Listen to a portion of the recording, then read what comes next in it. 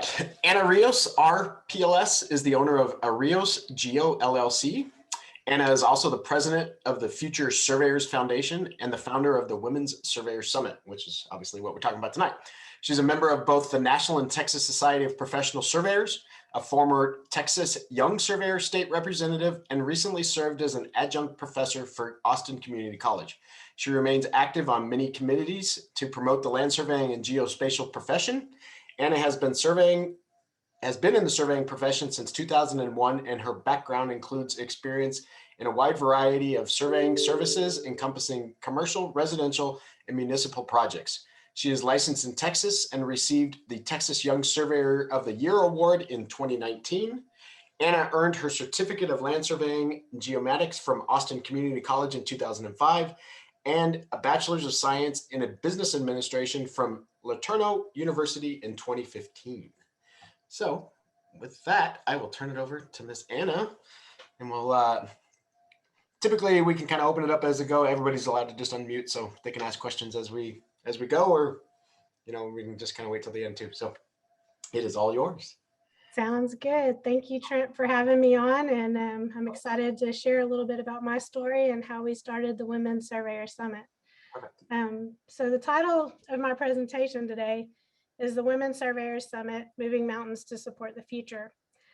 I'm going to talk a little bit about mentoring and motivating the next generation of surveyors in this presentation, but it's mostly going to be a little of my story, a little bit about how the Women Surveyors Summit started, and how we founded the Future Surveyors Foundation.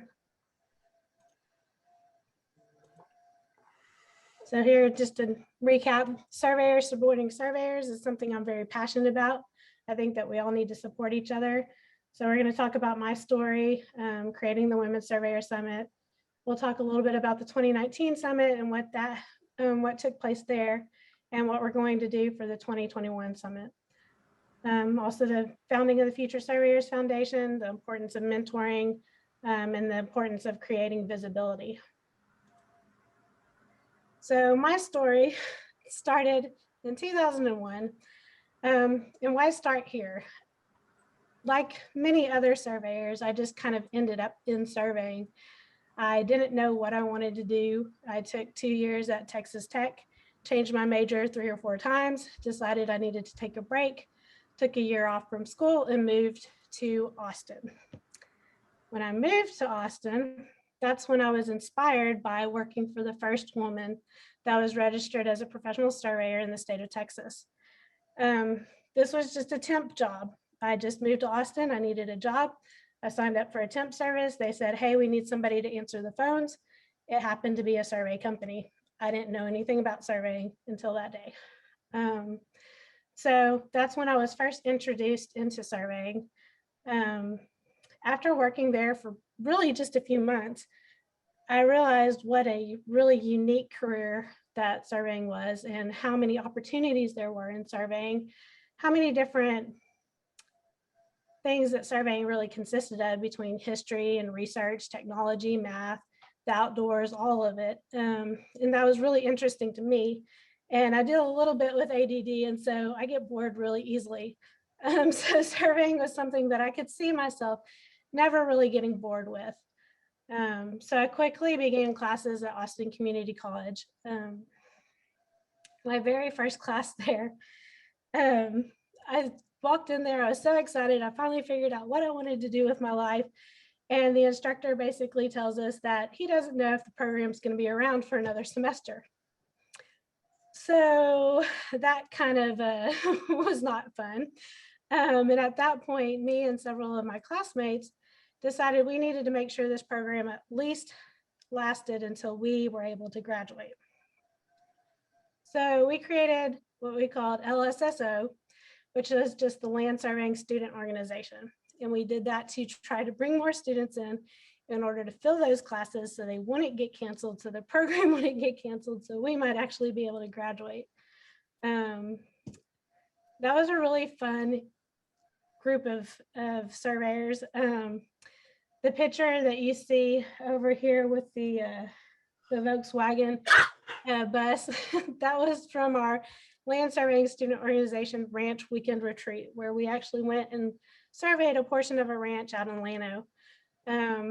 That was a lot of fun. It was just a group of us. There was actually 3 girls there. There was 3 girls in the classes and part of the student organization. So that was really neat to see that many women pursuing the profession that early in my career. But throughout that time, I really struggled to find a true mentor. I think mentors in surveying are sometimes hard to find, whether they're too busy to really help you, too busy to guide you. Maybe they're not good at communicating. A lot of surveyors, especially the older generation, they got into surveying so they didn't have to deal with very many people. So sometimes they just aren't very good at communicating or working with others. And sometimes they just don't know how to support the younger generation. And so I really struggled with that early in my career. Never really had one particular mentor that really helped guide me or help me along the way.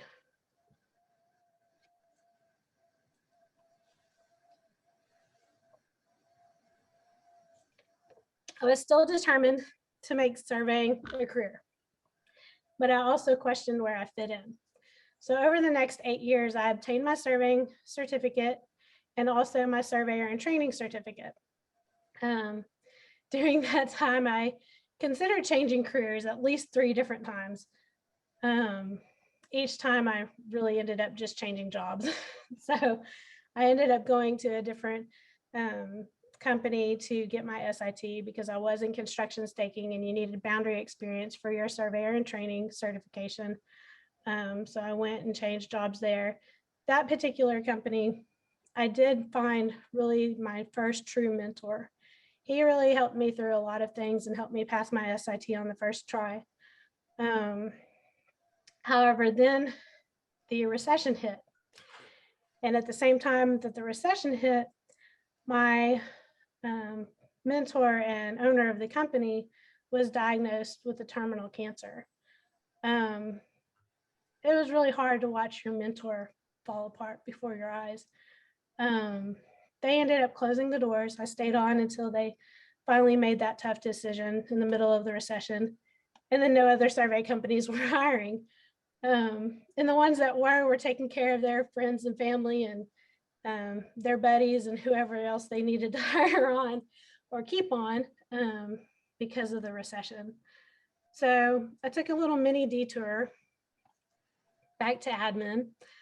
I was the assistant for the CEO of an engineering firm, which really taught me a lot. It was a much larger company than I had been used to working for, but I helped them grow and expand. They opened a new office and I was in charge of that. They did an expansion of their current office and I was in charge of helping make sure that that all happened. So that was a really good experience for me, but it wasn't surveying. I needed to get back to surveying. During that time, though, I also focused on my 4-year degree because in Texas, during that time, you had to have your 4-year degree. They've since changed that like a year after I got my RPLS certification. But during that time, you had to have your 4-year degree. So I focused on that and got back into surveying in 2012. And it happened to be for another woman surveyor. So I've been very fortunate to work for two very strong women surveyors who owned their own business, which has been very inspiring to me. So that company, the company with the second woman surveyor that I worked for, they were very involved in the profession. They also paid for most of their employees' memberships to the Texas Society of Professional Surveyors. So at that point, she signed me up for it. And quickly afterwards, I was nominated for the Secretary Treasurer for our local chapter. I served as Secretary Treasurer for 5 years. Now I'm on my 2nd year as president, hoping to pass that along soon. In 2015, I attended my first TSPS convention, and I was asked by Mr. Curtis Strong of Strong Surveying if I wanted to get involved. One of the best things I've ever done was to say yes to that secretary treasurer nomination, first off, for my local chapter. And then second, saying yes to Mr. Curtis Strong, who got me involved with the Texas Surveyors Foundation, which does scholarships for college students across the state of Texas. Shortly after that, I was asked if I would consider the role of the Texas representative for the NSPS Young Surveyor Network. Said yes to that as well. I needed to practice saying no at that point, but I took it on, and it was a great experience. And it led me to the 2016 Young Surveyor Network meeting in Minnesota. And that meeting was held in conjunction with Minnesota's state conference in February of 2016. So on here, I've just got my logos of Texas Society of Professional Surveyors, the foundation, the Young Surveyors, NSPS, and the little graphic from the second Young Surveyor North American meeting.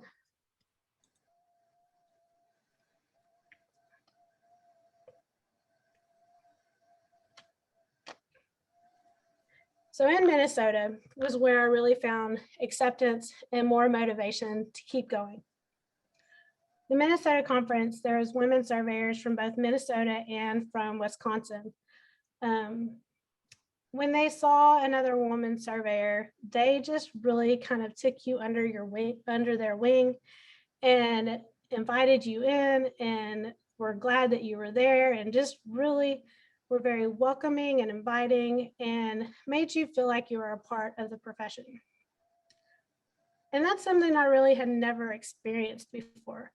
In my local chapter, the guys are all nice, and they greet you and they give you a hug and they are excited to see you there, but it's just different, I think, whenever it comes to seeing a group of women that are in this profession and understand some of the things that you've gone through and understand being the only woman in the room. So it was really just a neat feeling and experience for me to see that and to feel that and to feel like I was finally, a part of something. So I finally felt connected and accepted as a surveyor, not just, this one woman surveyor in the room. And I had been in the profession for 15 years at that point. So, being in the profession for that long and never really feeling like you knew where you fit in it, it can be frustrating, and you can be unsure of what you're doing, and you can think about changing your mind over and over again if you're even in the right place. And I felt like more women needed to feel that. More women needed to feel like it's okay. And it's okay to be the only woman in the room. You're not the only woman surveyor. And you have support, and you have people that have been where you are and that have pushed forward and that continue to be successful in this profession. And I think that a lot of women don't see that, especially if they're the only one. So that connection that I found was really my inspiration to create the Women Surveyors Summit, because I wanted everyone to feel like they're a part of this profession, whether it's a man or a woman. So my journey really continued. I've met a lot of people, a lot of really great people, a lot of other young surveyors. In these pictures, there's several from the Young Surveyor Network meeting. The one up top and center, that was my first year inducted as a director on the state level for TSPS. So I'm still very involved. And these are events that were really places that I feel refueled myself with motivation to keep doing what I was doing. The passion that I have for this profession is incredible. I love sharing it with other people. I think we all need to share it with other people. It's the only way we're going to continue getting workforce in. So this is just some of the memories that I have from some of the events that I've participated in. So a little bit about women surveyors and the history of women surveyors. This is just a little growth chart that I did, and I did this whenever I was planning the first Women Surveyors Summit. But if you look on there, there's from 1979, when we had the first woman registered in the state of Texas, to 2000. We only had 19 women who were licensed in our state. And since then, it has gone dramatically up at a rapid rate. In 2000 was when they changed the rule for a 4-year degree requirement. I think that helped a little bit. I don't know that it was the only thing, but I do think that it helped a little bit because it was a program at a college that people could see and consider. And so I do think that some women were introduced through college education to the profession. But I can't say that's the only thing that created this dramatic rate increase. You can see it stopped in 2019 because that's when I stopped my research on it. But we've had about 5 more since then. So we're real close to 90 if we're not right at 90 here in the state of Texas. So we've got about 2,500 total surveyors in the state of Texas. Yeah. We make up 3%. Okay. Just 3%. Yep. In our state.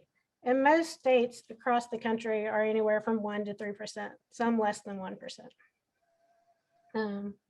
I just had somebody post in the women's group recently that Florida had a very small percentage as well.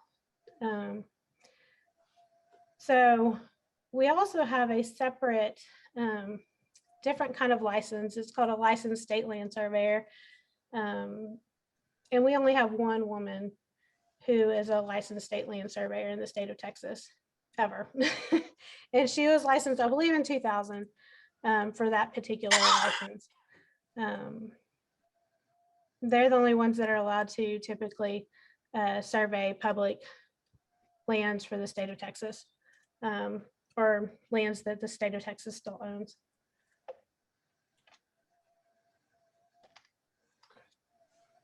So the numbers are still low, considering we're still only at 3%, but we are increasing.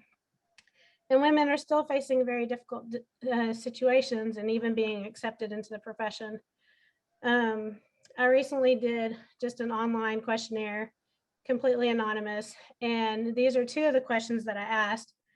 One was, have you ever witnessed a male colleague making a female colleague feel uncomfortable? And 74% said yes. Have you ever witnessed a bullying by a male colleague towards a female colleague? And 63% said yes. So there's still work that needs to be done to support and accept women in this profession. I think some of it is probably just due to awareness, self-awareness really, on how you treat people. We need to treat people as people and remember that people experience things differently and they respond to things differently. So the way you might treat the guy, it might be, you know, just poking fun, but you do that to a woman and she might experience that differently. I'm not saying you treat men or women completely different, but you do need to, you know those people and treat them as people. And I think a lot of people are good at that, but there's still a lot of people that maybe they're just not even aware of how their actions affect others sometimes. Also, the Women's Surveyors Summit was created to not just support, but to also create visibility for women in the profession. I was lucky because my first job in surveying was for a woman surveyor. Had I not seen that, I might not have even considered it because I might have thought it was just a man's career. And I would have just moved on to whatever else was interesting or whatever other profession might be out there. So I was very lucky to get that inspiration very early on from another woman who was successful in her career and very well respected. So creating the Women Surveyors Summit. Following that Minnesota meeting, I began talking to other women in our state organization about hosting a Women Surveyors Summit of some sort. So the talks of it started in 2016. And 2019 was whenever TSPS president-elect at the time, Tricia Lunn, she approached me and said she already had a sponsor for the summit and that we needed to do it. So she really kind of pushed me into it. I'm glad she did, because 2020 was when I was really planning on hosting one. In 2019, obviously we were able to still have one in person. In 2020, the world kind of came to a halt. So I was glad that she pushed me into that. I was glad we were able to make it happen. TSPS was also publishing a women's issue that spring, where they interviewed a bunch of the women surveyors across the state of Texas. So with the sponsor lineup, the momentum from the Surveyor magazine, the support of TSPS, we really just had to do it that year. And I'm glad we did. We planned it in less than 6 months, which was a huge undertaking. And it was held in Austin, Texas, and it sold out in 3 days. We had 65 attendees. We originally had planned for only 30. So we doubled the numbers. Part of the reason we kept it that low is because the General Land Office here in Texas has a specific tour size, and we didn't want to overwhelm their tour system that they had at their office.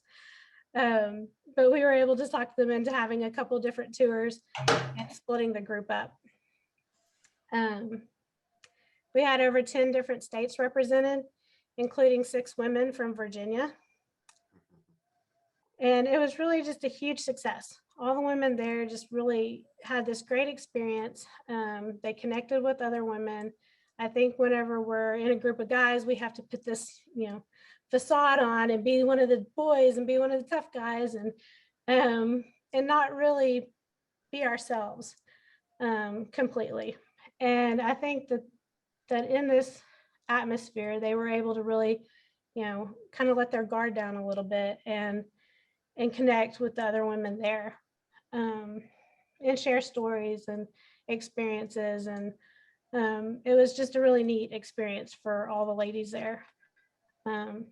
And it also created that visibility in the profession, because we were able to promote it, get it out there, get the photos out there, get articles and people writing about it. And that every woman's experience going back to their home state, they could really share about how the surveying profession is for them, and continue to promote the profession.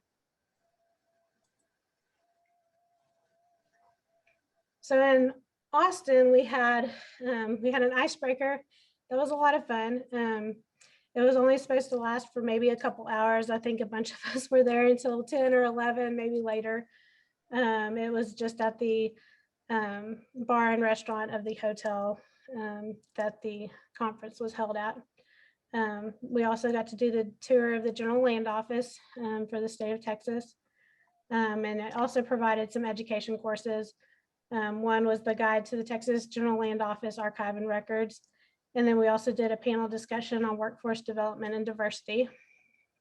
And we had kind of just a fun little outing that was optional. We all jumped on this bus and went to several different breweries around town. So that was a lot of fun, and we just kind of got to hang out and have a good time.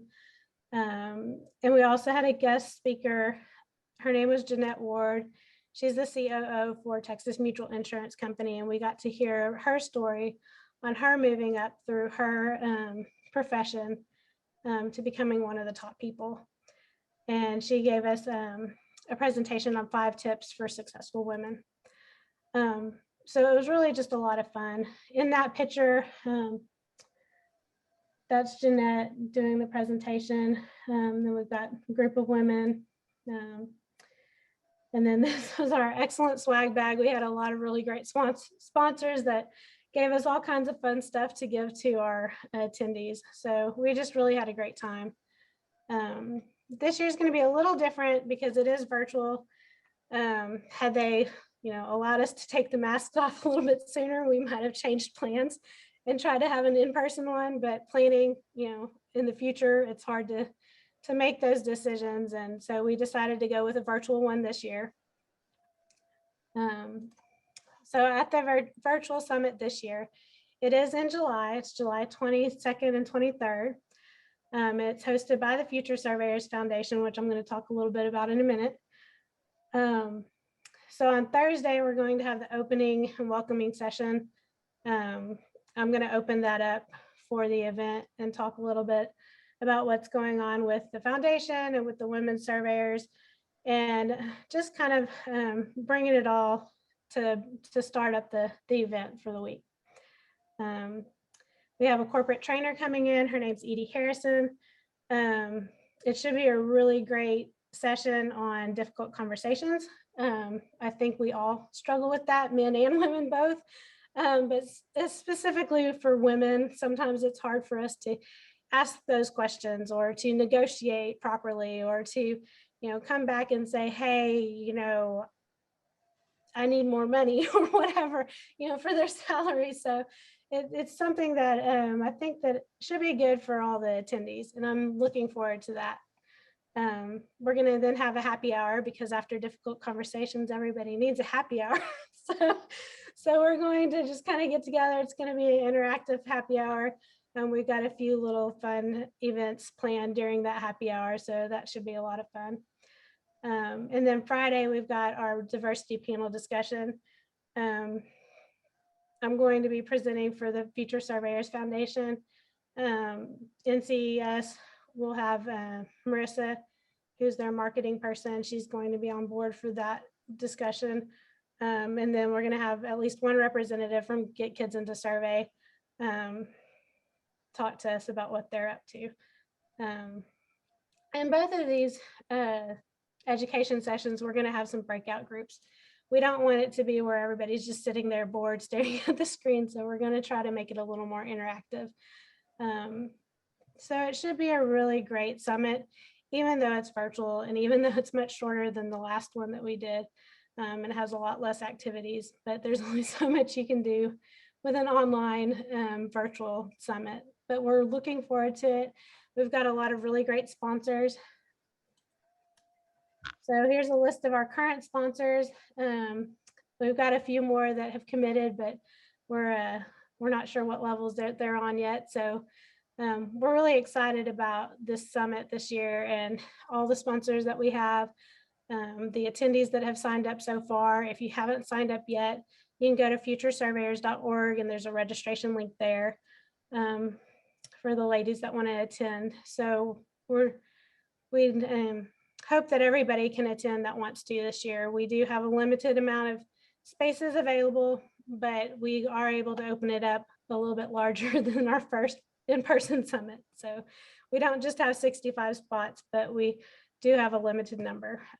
So go ahead and get registered if you're not already, and if that's something that you're looking into. So the Future Surveyors Foundation, that came about because of the success of the Women's Summit. It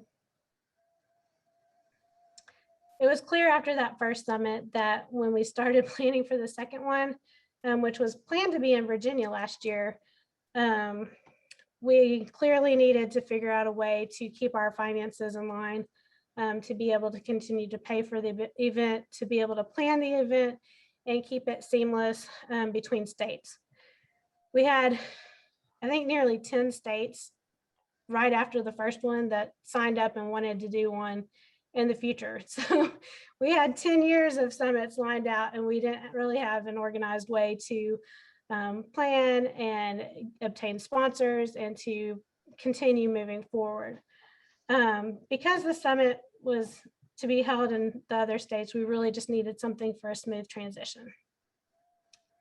With the naming of it, we didn't want to limit the funds to just women surveyors. We wanted to open it up to different backgrounds, to different groups, and just to surveyors in general. who want to promote the profession, who want to create visibility, who might need some extra support. And so that's why we came up with the name Future Surveyors Foundation. And the mission is listed there. It's a 501c3 nonprofit organization, so it is tax deductible for most people. And the mission is to create opportunity, inspiration, and support to develop a skilled and inclusive workforce in the surveying and geospatial engineering profession. And our website is www.futuresurveyors.org. The photos that I have on here is about supporting diversity and inclusivity. They were taken from the TSPS recruitment campaign that they put together last year, and they're streaming right now this year as well. They streamed it last year, but they're also streaming it again this year.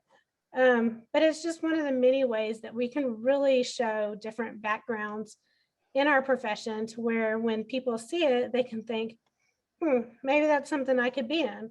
Because if you see yourself in an ad or a commercial or whatever, sometimes you might consider that. So having that reflection there really helps create that visibility and creates opportunity for people who might not have thought about it before.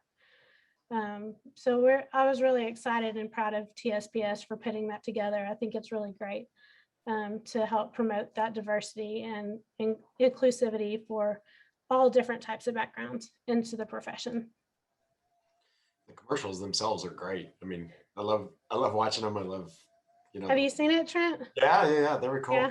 You can also find it on the TSPS website. They've got links for the commercials, and I just threw them in the chat too, to become a Texas surveyor. So yeah, and then I'll go grab the YouTube one too. But yeah, they're great commercials. And all the marketing materials, they also tried to do something similar with most of their marketing materials. So so the importance of mentoring and providing support. I think we can all agree how important mentoring is in this profession, because you really need to have that continuity across generations of surveyors. You have to know that history and that background. I'm kind of at the age where I'm in between the older generation and the younger generation coming in. So I feel like I can be a little bit of a bridge, because I understand where the guys that have been doing it for a long time are coming from, but I also understand the younger folks that are coming in and have the new technology down and that are really excited about being in the profession, but don't necessarily know some of the history and some of the importance of why we do things the way we do them. So I think it's really important for mentoring in our profession, and it benefits both the mentor and the mentee, because you can learn from both sides. It helps provide that support throughout your career. It also supports the new talent. It lowers the burnout rate. It helps with workforce retention, which is also part of that burnout rate. It can set the example for the next generation so that they will also give back to future generations. And it maintains that important knowledge base that our profession is so rich in, that history and the evolving changes of technology, the standards of practice, why we do what we do. So it's very important for mentoring to continue in our profession and to really kind of look out for each other. I mean, we've got a whole lot of generations that are going to have to follow in our footsteps, and we need to make sure that they know where we're going and where we're walking and where we've been. So that's something that was really important for me, something I didn't get enough of throughout my career, that I'm really passionate about giving back to others, because I didn't feel like I got enough of it in my own personal career and my personal journey. Creating visibility. So marketing the survey profession. We've got a lot of great groups out there that are working on this to get kids into survey, folks that are really focusing on the younger kids, middle school kids, with their comic books and with the posters and all their learning tools that they have on their website. They've got a lot of really great things that they're doing. A lot of the different states have different marketing campaigns that they're doing.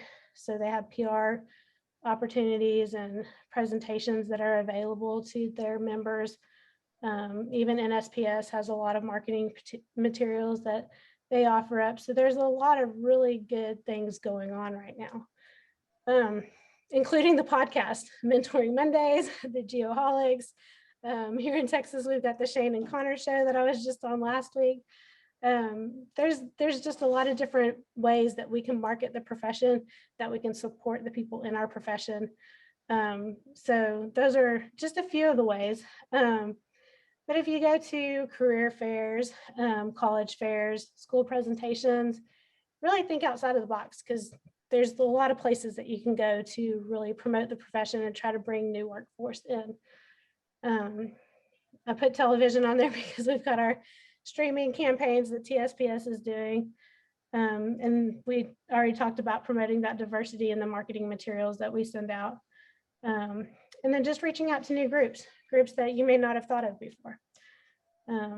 Those are just some different ways that we can really create visibility for our profession, let people know what we do.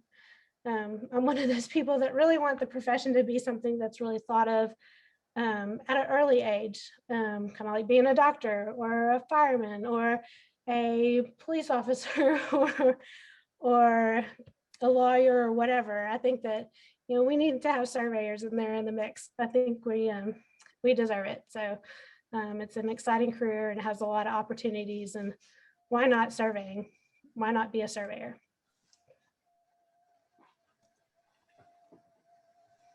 So just again, surveyors supporting surveyors is really important for me.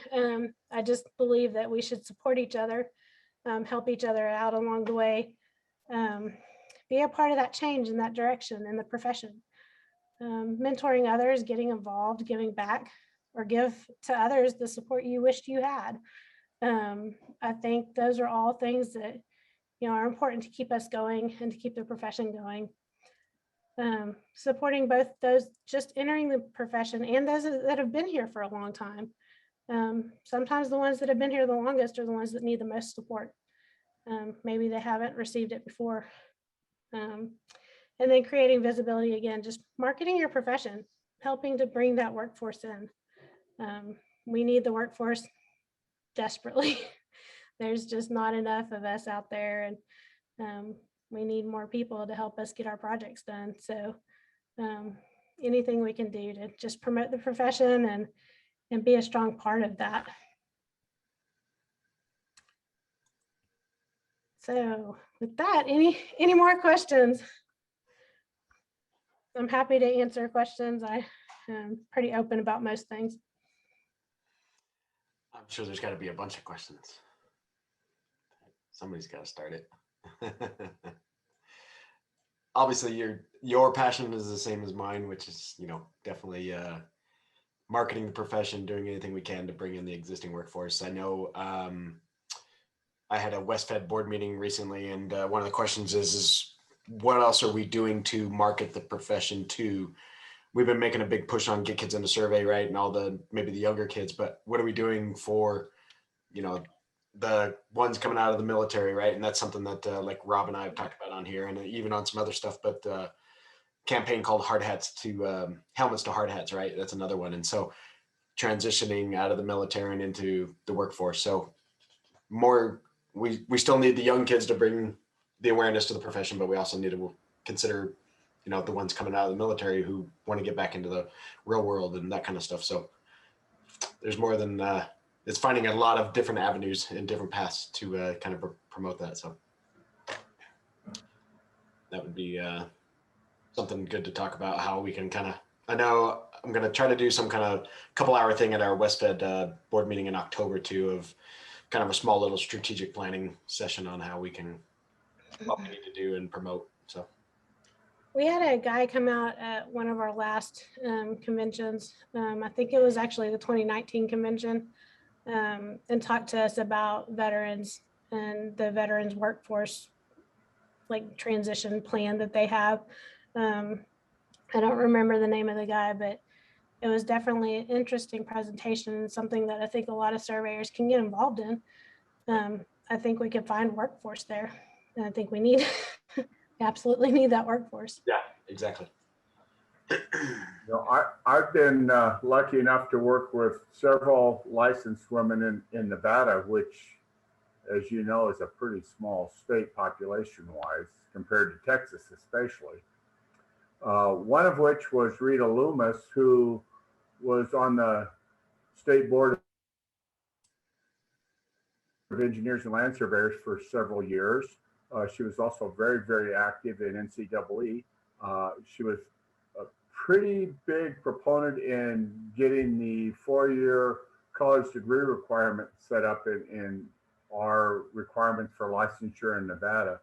But beyond that, I've worked with a couple other ladies that were licensed that were very, very fun and entertaining to work with. I mean, they brought a lot to the profession. I've worked with a lot of young ladies that weren't licensed, but were interested in field work and collecting data and analyzing that data. And I enjoyed that tremendously. I wish we could find more ways to get more women involved, and for that matter, more young people, because I'm at the end of that gray haired kind of situation that we've got where I'm way above average finally, because I think what's the average age of a surveyor in the United States, 68 or something.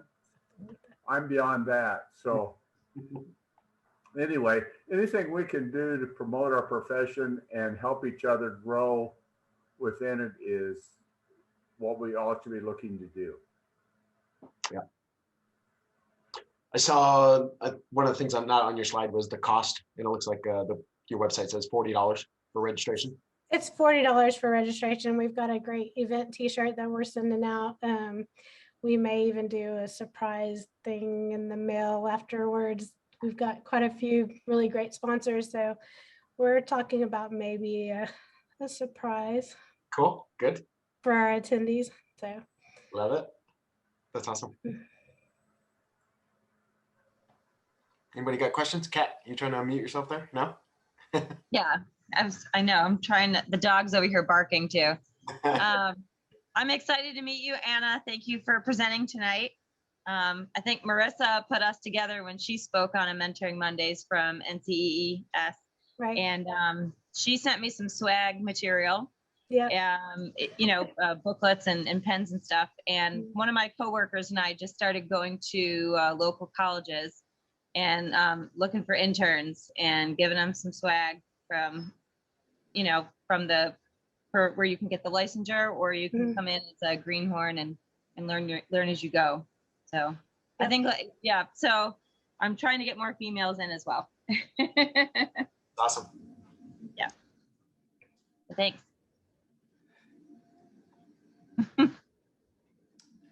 Anybody else have more questions or want to talk to Anna about stuff? Do you want to go back and highlight any of some of your slides what about your little online poll you were doing? Do you have more? Those two questions were just two of the online polls. Yeah. I'm going to be presenting once I get more data in. I'm still kind of giving some time to people to fill that survey out. So Perfect. if you are watching this today and you are a woman in surveying, if you haven't seen the link for that questionnaire, you can email me and I'll send it to you. But it has a lot of questions on there specific to your experiences, and there's some open-ended questions where you can write your story and share some of the things that you've been through. And I'm planning to write at least one article. There's several publications that I've reached out to that I'm hoping to share some of the information with. It's completely anonymous. I don't know who's filling those things out. I have no data on there as far as what state you're in or how, what company you work for. None of that's on there. I do ask your age, and I do ask when you started in surveying, just so I can kind of get a base level understanding of the experiences that you've had. Obviously, if we've got somebody that's younger and new to the profession and they're not really experiencing some of the things that some people that may have been in there for a while have experienced, then maybe things are changing. But I put that in there specifically so I can really analyze some of the data that I'm getting. That's something that I kind of just did on my own. It's not really directly connected with the Women Surveyors Summit, although I will probably bring some of it up during my opening session. The first week that I posted that was pretty shocking, to be honest. I was surprised at some of the numbers that I was seeing. Obviously, those numbers with just the bullying and the women that are uncomfortable in the profession, those numbers are pretty high. But some of the other responses that I'm getting are pretty shocking to me. And I think they will be to a lot of people. And I think that's something that we need to work on. So I, I hadn't really planned to do that. It's not something that I think I really just wanted to see how our profession compared to some of the other ones out there that that are in similar situations with a very low number of women in that particular profession. I had watched a show called, I think it was called A Picture of Scientist, and it was about issues with people in STEM careers, specifically a scientist. And after watching that, I saw some parallels to the surveying profession, just kind of the hierarchy of the way a surveying profession is. And so I was just really kind of curious, and then I was kind of shocked, and then I was pretty upset. And so now I'm just want to create some awareness, because I really do think that a lot of people just don't know how their actions are impacting the women in this profession. Got it. Can I ask a question? So, and this could go for you, Anna, or Trent, or anybody listening, that there are so many different ways that you guys are getting the word out, you know, for our profession. There's Zoom, there's the summit, there's a podcast. And do you find any particular audience is larger than another? Do you think people are listening to more podcasts? Are you finding what kind of rhythm that people are hearing the message? Might be a stumping question, but I was curious. I'll say, I mean, just kind of from the viewership, I mean, we were doing, and that was something I had mentioned to Anna earlier too, and we've been seeing it the last couple of weeks, but as we got into the summertime, I think kind of the viewership on, at least on Mentoring Mondays, is kind of tailed off, right? We were doing really well early, you know, kind of the early January, February, March type stuff. And then as it got into spring break, things kind of slowed down. And now as we've hit, you know, Memorial Day and come on, it's like now we're averaging, you know, barely 20 a session. So, so from this standpoint, I mean, and I'll keep going throughout the summer, and people can kind of just watch it as they find time. But I think the traction of the podcast are going really well. And of course, you know, Kent and his team, and Kent and Ryan and them, and are doing a great job of really getting a lot of different diverse backgrounds, and you know, the one yesterday, another younger perspective on surveyors. So I think it's all playing a part one way or another. So I don't know if there's going to be one thing that's going to lead to another, but I'm you know, I still advertise TV, and so, you know, now you got, you know, Texas Society of Surveyors broadcasting, becoming a surveyor, right? Rather than more so mine just being, I'm using it as a surveying language in there, right, to promote the profession, where they're physically advertising for, you know, the society. So I love that idea, and that's something I was working on, creating our career website and, you know, that kind of stuff. I wasn't making it Nevada specific. I was trying to make it, you know, kind of all around for the whole country, so that everybody can go to this one particular page, like the Become a Surveyor pages and that kind of stuff. So, but I love the commercial about, you know, this is your water tank or whatever it was that it says, this is, this is your land. This is your land too. Yeah. Yeah, I had that on the very first slide. Let's see. Go back to that one. So, so this sign, this land is yours, and this land is yours too. On the other side of the fence, we had both a PR campaign for, you know, why do you need a survey, basically, or what is surveying, and then we also did the Become a Surveyor PR campaign, just the recruitment campaign.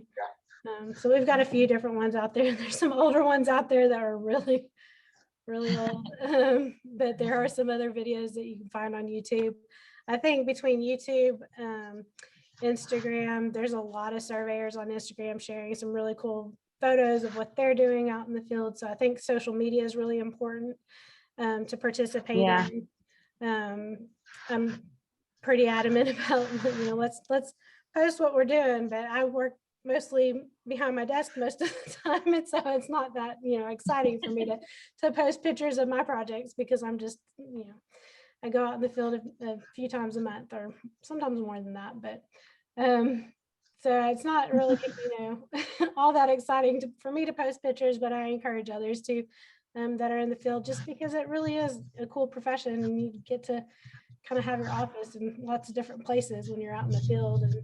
And I think that a lot of that, all ties in together. I think there's many different ways that we're able to reach out. One thing I was told was by another person, and they were more GIS professional, but they basically said, surveyors are good at reaching out to other surveyors. And I think they're absolutely right. We can go out and market to, other surveyors and talk about survey all day long, but where are we reaching that new workforce? Where are we reaching out to people that haven't heard about surveying? And those are things that we really need to consider and think about. And that's where some of those career fairs come into play. I know TSPS goes to the school counselors conference that they do every year. So different things like that, where you can just really reach more people that have influence on what other people are doing. So, with the school counseling or school counselors conference, we are actually talking to school counselors and telling them about, what we do. And then they can talk to the students when they're helping them decide what to do. Hey, I came across this person, they did, this cool thing where they could work in the field or they could work in the office, they get to play with the school technology. So that's another way that we can reach out. But I think just the combination of everybody that's really trying to promote the profession has been very beneficial. I don't know that I could say which one is reaching the most.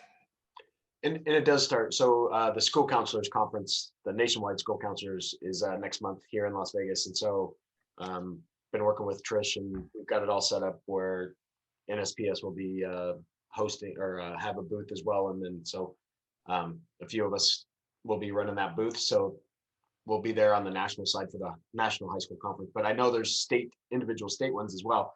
And that goes along with, teaching the counselors about surveying, like you say, so that they can promote it to even their student body. So that part. One in Florida's in July as well. Okay. Our state one's in July. Yep. Perfect. The photo that's right here on the screen with me standing there, that was actually at a Texas History Association conference. so there's all different kinds of places that we can reach out. And well, and I don't think that the general public is aware of the various different functions that we do as land surveyors. I mean, it's an amazingly broad field of expertise that we're involved in, and it's hard to explain. And I'm like you, I fell into it kind of by accident. I started out in electrical engineering. It didn't take me long to figure out I wasn't smart enough to do that. But I really enjoyed it. My office was the whole outdoors, and I mean, it was an amazingly interesting profession to get involved with. I hated history in school, but you know what? I really love it now. Right. I'd rather do history now than anything else. And we've got to find ways to share what we enjoy as a profession, because I've got to say, I've been licensed for 40 years. This profession has been awesome to me. I mean, it's provided for me and my family beyond what I ever thought was possible. And to get somebody else involved in it that doesn't know where they want to go, oh my God, that would be the greatest thing in the world. Yeah. And it starts with, we have high school interns. I have another high school intern right now, right? He's in transition. He's going to university, but he's going for mechanical engineering, but we had gone to his high school and promoted surveying and that kind of stuff at his high school. And so he called me after he was in college for a couple of years and was like, I don't know if this is what I want to do. I don't know if I want to be a mechanical engineer. So, he calls us, and now he's working with us for a summer intern. And this week he's in the office just learning how to connect dots. And, he's been working the last 3 or 4 weeks in the field doing either construction or topos and stuff like that. So it's on us as employers to give even just the high school interns a chance to see what's going on. So it doesn't take much to figure out that it doesn't take much to figure out how to pump air through a square pipe. I mean, come on. Right, exactly. I know there's a few things even on like the national level from the marketing standpoint, right? Marissa, and she'll probably talk a little bit about it on the Women Surveyors Summit, but Marissa working with Chrissy Davis out of North Carolina on the SCORE initiative. So there's a few things going on there, but we're going to start with my kind of strategic planning on the West Fed board, but I definitely, what led into that at the West Fed board was me wanting to do kind of like a national strategic plan, right? I mean, every state is doing their own thing, and it's frustrating that there's not one funnel going to one spot, and so that everybody has the same mindset going forward. And so there's 50 different ways going on right now, and I wish there was a way to kind of just set everybody at the table and we all work on the same campaign and the same voice and the same topic and push things forward. So yeah, I think I said something like that at my first national meeting for the Young Surveyor Network, because it was very evident that a lot of states were doing a lot of things, but to have one base, one direction, that's something that I think has always been needed. And I think we could be a lot more impactful if we all work together and we all kind of had the same direction and guide that we're utilizing to move forward and continue to promote the profession and bring new workforce in. Right, and fine tune the message, right, and just get it so we keep talking the same voice. That's I think that would work countrywide if we all just start sitting down and listening to each other and realizing that we have more in common than we have in differences, and maybe we could do some growing as a country and as a profession. I was going to say, I think it's a lot of it just stems from the competitives, right? Nobody ever wanted to, you're always going to steal my business, or so they didn't want to communicate or talk to anybody because they were going to steal their client or steal their business. But as things get busier and busier, there's plenty of work to go around, and that competitive attitude of you're going to steal my client needs to kind of settle down, and everybody just work together to service an industry instead of fighting. I think what I've seen with the younger generation is they're not as closely. They don't hold that as close as they used to. Right. Some of the older generation was. They don't get mad if a surveyor comes into their area and is like, why are you surveying here? Sometimes they'll, offer up support and help. And I think some of the younger folks are much more open to that from what I've seen. Yeah. And it's definitely. I've found that it's never been detrimental to me as a professional to share information I have on a project with another professional, or it ends up paying dividends in the long run. I mean, we're all looking for the same thing. Yes. We're all looking for the correct boundary. I don't understand why it would be something that you would not want to share or to help or to assist in some way if another surveyor needed some help. Yeah, I'm the first to, I'm an open book. Somebody calls me, I'm like, here's the CAD file. This is what we did, right? I mean, there's no reason to keep that stuff so close in my mind. So me too. It's easier for them to agree with you if they have your information than it is to go out and find something contrary on their own. Right, exactly. Less likely to end up in court that way. Yeah, exactly, right. Well, and if anybody's smart enough and capable enough to pass you up, then you probably want to be on their good side anyway, rather than putting up obstacles and making an enemy. Exactly. And court's never the place you want to end up. No, Trust me. never for any circumstance, right? Even for a speeding ticket. Come on, you don't want to end up in court. Adrian, all right, there you go. What you got? Hey, Adrian? I just wanted to throw out there that one of our chapter members, Katrina Olson, she's on the call. She's going to be presenting at the local what is it? Sierra Nevada Society to on near July 4th. So just another way, like you guys were talking about, reaching out into the community in various areas where it's non surveyors, and reach out to them and let them know about the profession. Right. I don't know if she wants to talk about it. Put her on the spot. Yeah, come on, Katrina. Come on.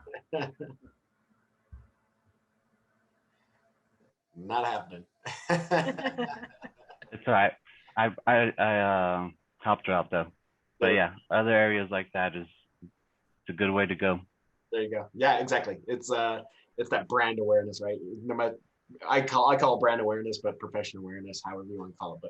But anyone who wants to listen. So, anybody have any other questions before we let Anna go? I got a quick one. Well, it's probably not a quick one, but one of the topics that's always near and dear to me is the professionalism in surveying. And I'm always at a loss as to what we can contribute to raise the professionalism. For example, for me, I came from a European style education, and all of the technical careers, which included surveying and engineering and architecture, were pretty close at the same level of respect and professionalism. Once I came to the US, it was a big adjustment for me, because the surveying was treated as kind of a redheaded stepchild of sciences. So anyway, I just thought I'd throw that topic out and get some people's thoughts about where you're seeing deficiencies or what everybody can do to contribute to chip away at this situation. So Connie, that's kind of on us as professionals, and I'll take blame or credit, whatever you want to call it, as one of the older professionals, at least in this group. We've given away our services and we haven't valued them ourselves as professionals. And if we don't value them, how can we expect our clients and the society to value them? It used to be in this country that surveyors were held in high esteem. Now we're just surveyors. And, until we realize that our expertise is worth something and valuable and start charging for it, we're not going to have that respect. Yeah, it's always been the race to the bottom, right? Yes. I think a lot of it also has to do with, some of the companies out there that don't really regulate what their field crews are wearing or how they're behaving, because those are the ones that the public sees, right? Yep. So when you got somebody that shows up in their 4-door car meeting some other surveyor in their 4-door vehicle, and they get out and they've got shorts and flip-flops on, and they're just kind of doinking around on the project site and take 20 minutes for their smoke break every 5 minutes. It doesn't look good for the profession. And I think whenever there's going to always be companies out there that just either don't care or don't keep an eye on their crews, or I'm not saying that all field people are that way. Obviously they're not. There's a lot of really good field people out there, but there are some companies out there that just they don't look professional, and the public sees that, and that's their first impression of a surveyor. Every year at our annual institute in Wisconsin, we have about 1,200 people show up for it. And we have a banquet on Thursday night, a big formal banquet, about 800 people show up. And every year we have to keep reminding everybody, dress appropriately. And we still have people show up wearing their hats on backwards, blue jeans, boots, They don't dress like professionals. If you don't act or dress like a professional, don't expect to be treated like one. That's part of the problem that we've had. You look at pictures of surveyors back from 50, 60 years ago when they were out in the field wearing suits and hats, formal, and we don't do that kind of stuff. We're not granted that might be a little bit off the deep end, but still it's a self-inflicted wound to a large extent. The other thing we can do is if we equip our survey crews with the data that's available for the project they're working on, so that they don't have a reason to sit in that truck and calculate stuff or play like they're calculating stuff, and we demand that they have reasonable production when they're out in the field, that's going to go a long ways towards changing the image too. And I agree, Jerry, shorts and flip-flops and a backward hat isn't going to get it. So I just, it went to print last week, but I just put my editor's column together for the Nevada Traverse, and it talks about exactly what you guys are talking about right now. That was my editorial of like, field surveyors, because I put the whole thing together, and it's called Field Surveyors Edition, and I just sent you guys the link in there. So there's a lot of articles kind of geared towards the field surveyor. So it was more of geared towards them, and it was that same exact thing, right? Our field surveyors are our only line of defense, and that's all they know. Most of the general public only know what the field surveyor is. That's how they know what the surveyor is. And so I kind of wrote about that whole thing about professional images and that kind of stuff. So I think that's funny that we're talking about it. So well, when people complain about what the cost of a survey is, what they're basing that criticism on is the guys that they see out in the field for a short amount of time and the way they dress. Right. They don't understand everything that goes into the survey research to support all those field operations and that type of thing. So again, it's one of these self-inflicted wounds. We're not communicating sufficiently, and the communication that we're doing isn't very effective. Yeah, and the other part is you have a lot of other surveyors undercutting you, and there's not enough education out there in understanding how undercutting your competition is ultimately going to hurt you as well, even if your immediate gains are in a positive. It's the long-term erosion hurts everybody. Yeah. Here I go back on my little soapbox again about how we've given away the technology. I mean, just because we could do a 2-acre topo for $1,500 40 years ago doesn't mean that just because we can do it in 2 hours today, it ought to be worth $500. It's worth the same amount, if not more. We've given away the technology, and just because we've got a tool that works for us doesn't mean that the expertise required to use that data is any less important. We need to sell that expertise, not the. It's frustrating to me. It really is, and I guess you can tell that. Trent's laughing. Yeah. He knows. He's played this kid for a while. For a lot of surveyors, I can do it cheaper and faster has become a badge of honor. If you went to a doctor and you needed a surgery and you were speaking to a surgeon that told you, I can do it cheaper and faster, would you pick him, or would you be going, oh my God, this guy's going to kill me? Exactly. You got it.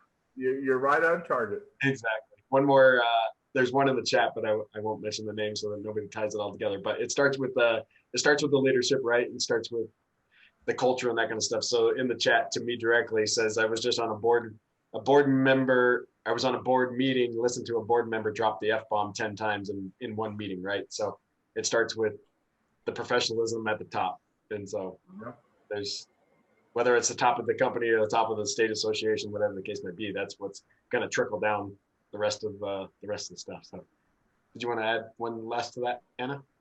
I was just going to say, historically, I mean, we've got presidents that were surveyors, and they went on to do big things, and for us, we need to stand in their footsteps and live up to that professionalism. And I think that a lot of times engineers and realtors, they don't have a clue what goes into it, and oftentimes they're the ones telling others, we're either just a necessary evil so they can buy or sell a house or design a roadway or whatever, and they either don't get the data they need because of poor communication, whether it's on the part of the engineer or the surveyor, who knows. But oftentimes it's a lot of that, a lot of just miscommunication or misunderstanding, or just not knowing what all is involved in a survey. I'm so tired of hearing, oh, my realtor told me the survey would only be $500. Yeah, really. And I know I've talked about that in different formats and different social media posts where I've seen it come up, but oh man, that it takes a lot more than $500 for me to analyze that boundary with the experience that I have. So just blows me away every time. But educating people, educating the public, educating our clients, I think that's very important. And every time I have to have a conversation about why it's not $500 or less for their survey, they're like, oh, wow, I didn't realize how much was involved in surveying. And yeah, it's a lot of experience and a lot of background, and it takes a lot. Yep. So how did that fourth guy get on Mount Rushmore? Exactly.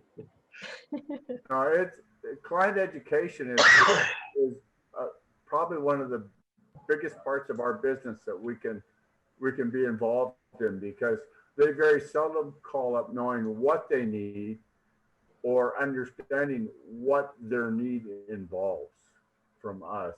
And we do ourselves a big disservice if we don't take the time and spend the energy necessary to inform them of what's going on and what they need. That's the hardest part of business. And then we need to learn to say no sometimes. There you go. There you go. Jen, we'll let you jump in real quick. Hi, I don't have a question. I just wanted to say hi, Anna. It's nice to meet you outside of Facebook. Yeah. Oh, cool. The Facebook group, it's been great to have that space. And I'm really excited about the conference. Yay. I will say the Facebook group, so the Women Surveyors Summit, we have a page and we have a group. And the page is public to anybody, male or female, whatever. Even state associations follow our page. But the Facebook group, I limit that to women only, just so there's a safe space for women that may be struggling with something at their workplace to go on there and discuss it and get some input or advice. So if you're on here today and you are part of that group, or if you're not a part of that group, that's something that I try really hard to moderate and maintain. And if you see anything that doesn't look like they should be on that page, or they're not supporting the group of women on there, it's a very supportive space, specifically for women to really come together on anything that they might need or want to share. Yeah, nice. I have one question, and this might be a little bit of a sensitive topic. It's almost like a little bit of a white elephant in the room. There is always a little bit of a tension between men and women, and especially as far as picking and choosing which topics can be discussed with, in probably maybe out of fear of offending one versus the other. And at least that's what I noticed at times. And I really haven't had conversations about that with either other men or women to kind of get the feel for how other people are experiencing this. I think a lot of that just goes to men and women being different and communicating differently. And sometimes men don't know the right thing to say, and same with women.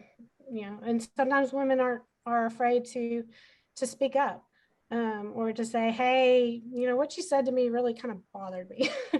And then it lingers on, and they continue to say the same thing or make the same comment, not realizing that it really offended or bothered the woman, and the woman's not standing up for that. And I think that that can really make a very uncomfortable situation, really on both sides, because at some point the woman's going to be like, look, stop, or they're going to leave or whatever. And I think that oftentimes there's very awkward situations between men and women, and specifically engineers and surveyors, because we're just kind of a different breed, and historically engineers and surveyors are awkward to begin with. So when we have conversations between men and women, or even between other women, or between men and men, sometimes those conversations are just a bit awkward, and some of it's the type of personality that often end up in this profession. Yeah, it's a great answer. It's a great answer. The only thing I would probably, and I would add, go ahead. I would add to that myself personally, my experience is I'm not a great communicator. My wife would be the first one to tell you that. We've only been married for, I think it's going to be 48 years in August, but she's stubborn, so she puts up with me. But she tells me regularly, I don't like what you just said, or I don't quite understand what you're trying to convey here. And you're right, Anna, we're different. We're men and we're women. We think differently. We experience things differently. And it's something that we have to constantly work on to get better at, I think. Yeah. What my position though has always been, just please treat me like one of the guys. There's not a lot of things that I would get offended to, unless, and my apologies for being crude, unless somebody's trying to get into my pants. But it's still been difficult to, you know what, Anna, you have mentioned, either get mentors or just be part of the group that, you know, when you have a group of 4, 5, 6 people and most are beer buddies, you're usually not getting invited to the beer sessions when they're talking about a lot of business, you know. And I've always felt like there's been a little bit of a miss there for me personally, to where, you know, it's hard to get people to have the same comfort level with you as they would with you know, another one of their buddies. Yeah, I think that's a common issue with women in this profession, really women in pretty much any profession that's mostly men. The guys are going to go out for beers after the chapter meeting, and they're going to go talk business, and often the women aren't invited. Yeah, and I say, you know, obviously that's probably why it's your very first topic, right? Difficult discussions being very first topic of the Women Surveyors Summit. So, I'm sure that's going to be a really good breakout conversation that you're going to have on that one. So I would imagine that one will take up the whole 2 hours just on that one question. I almost felt like we needed to do an 8-hour session on that whole just difficult discussions, because there's so many different types that we could have. Exactly. And we could break out all day long and have many different discussions on that. But exactly. I don't know how long people's attention span is online these days. Right. The other part of that I see from my point of view is that as professionals, we don't often get the time to spend in the field with our crews that we need to spend in the field with our crews to make sure that they understand what they need to collect, what the goal of the project is, and how to evaluate what they're finding and seeing in the field. And after all, they're our eyes and ears, for crying out loud. And just because we're getting charged out at about the same rate in the office as they are in the field, it doesn't make sense that we aren't out there with them firsthand, walking on the job and helping them understand what it is that they're seeing and collecting. Yeah, exactly.